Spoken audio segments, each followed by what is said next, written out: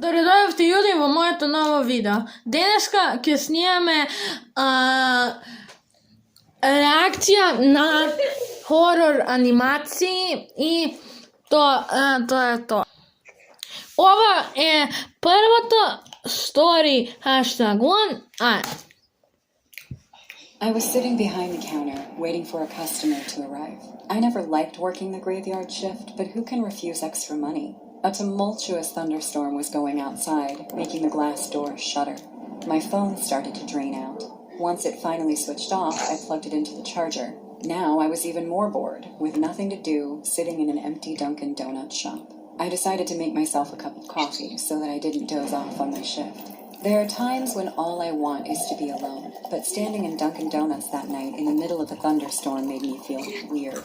My uncle owns this shop. I go to college and work part-time here. I sat down at a corner table with a cup of coffee. The storm was getting louder and stronger. I was about to take another sip when the power went out, and at the same time, the entrance doorbell rang. Someone had entered the shop. Prvo како prvo, ko го прави овој фаќ? Ајде. Don't panic easily, so I said, sorry, the power went out.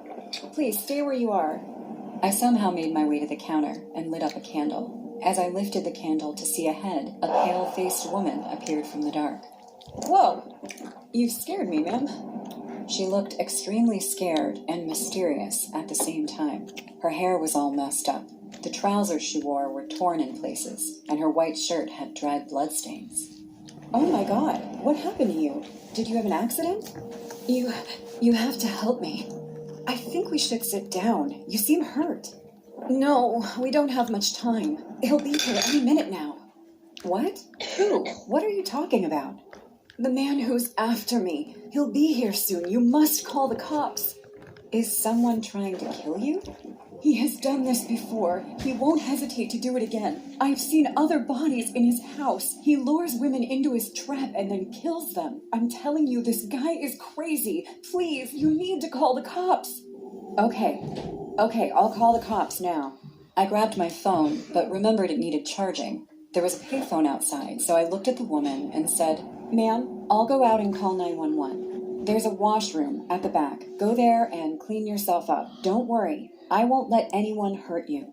She seemed a little calmed down hearing this. I watched her walk away. She had no shoes and her feet were dirty and burnt in places. It seemed from her attire that she had seen horrible days.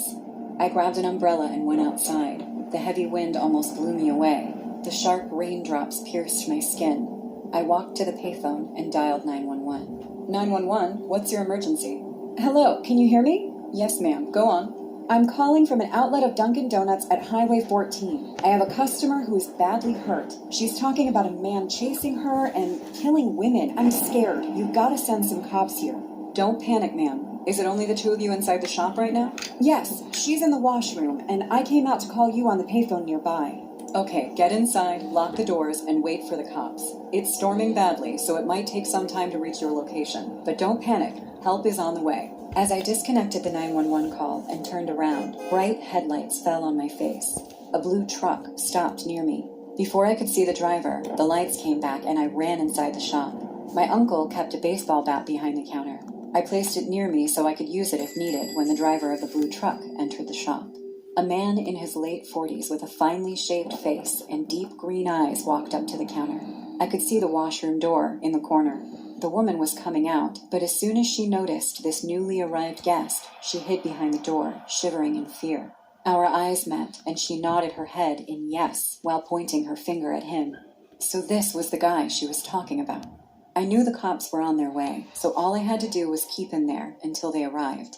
I contained myself and said in a cheerful voice, Welcome to Dunkin' Donuts. May I take your order, sir? It's one hell of a storm, no? Yeah, well, at least the power came back. What would you like to have, sir? Here, let me ask you a quick question. Is it only me and you in here? I realized he was looking for the woman and trying to find out if she had come here or not. Yeah? Why do you ask? Nothing. Just a general query. So, what's your name? I was stunned to see his chilled-out attitude toward me. While asking me all these unnecessary questions, he was observing me in a very creepy way, but I didn't lose my calm. Sir, it's late, and I'm about to close the shop, so can you please tell me what you'd like to order? Close the shop? But isn't it a 24/7 open policy? Yes, but the shop belongs to my uncle, and now I'm in charge, so I'm asking you for the last and final time, are you going to order anything? The man's eyes ignited like a vulture. He came close to me and said, You shouldn't be angry. After all, it's only you and me in here. But before he could do anything more, I picked up the baseball bat and hit him hard on the head. He fell on the floor, screaming in pain while holding his bleeding head. You bitch! Seems like you just can't wait to die like the others.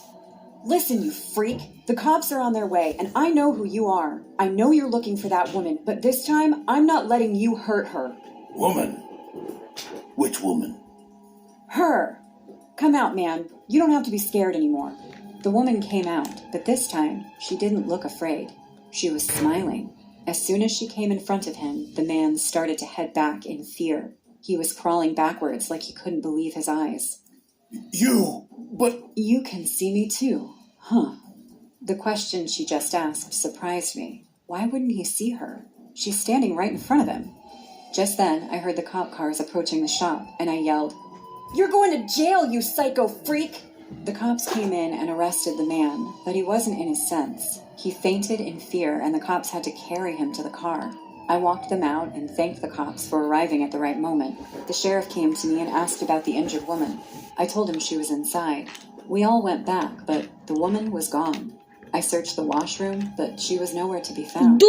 While we were looking for her inside the Dunkin' Donuts shop, we heard 2 cops screaming outside. Sheriff Ronald, come out! Come out! Quickly! The sheriff ran outside, hearing them, and I too followed. The cops were standing near the blue truck, staring at it with a horrified look on their faces. As I walked close to the truck, I felt the ground sweep under my feet. My body froze, and I was out of words. At the back of the truck laid a dead woman wrapped in a black plastic sheet. I had no difficulty recognizing her. She was the same woman who entered the shop right after the power cut.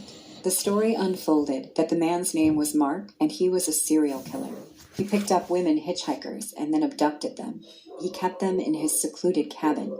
There, he used to torture them and later killed them. The police found 4 bodies in his cabin. That night, he came looking for his 6th victim, me. It's a miracle that I'm still alive, but what still gives me goosebumps is that one of his dead victims came to save my life that night. Now, I understand why she asked him. You can see me too.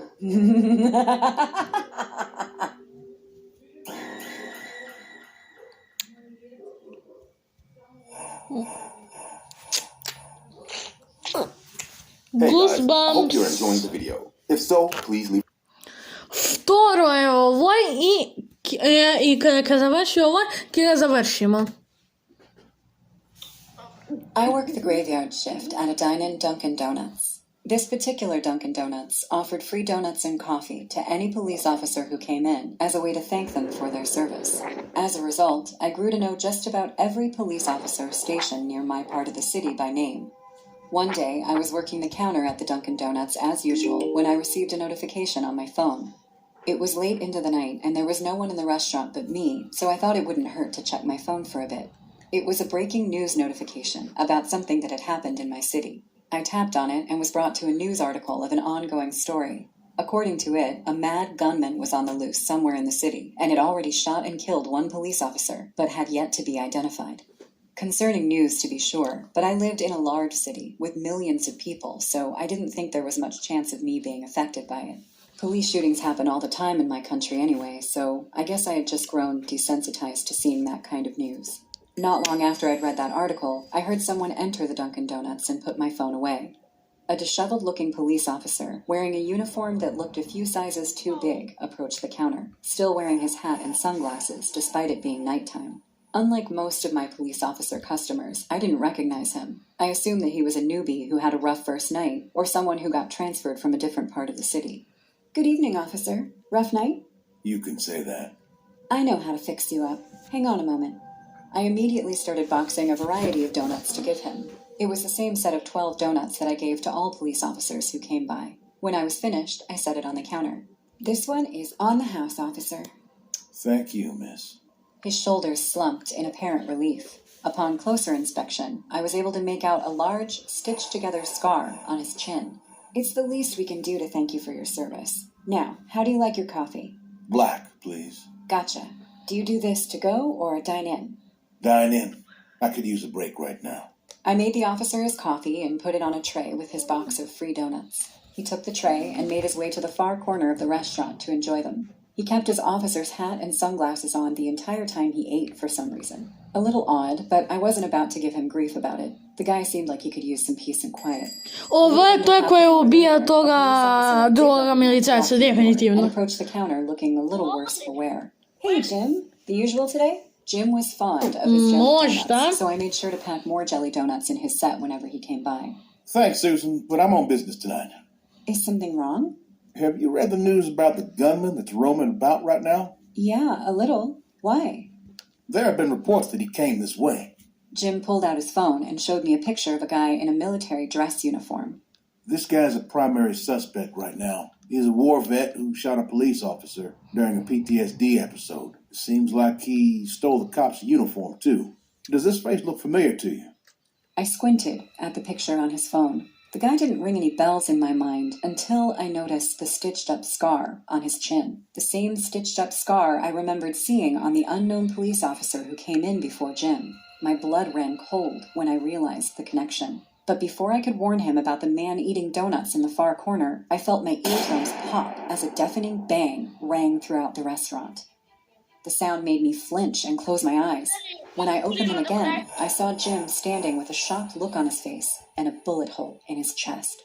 I watched as he slumped onto the floor, his blood pooling under him. Standing behind him was the police officer from before, who I now knew was just a gunman in a stolen uniform.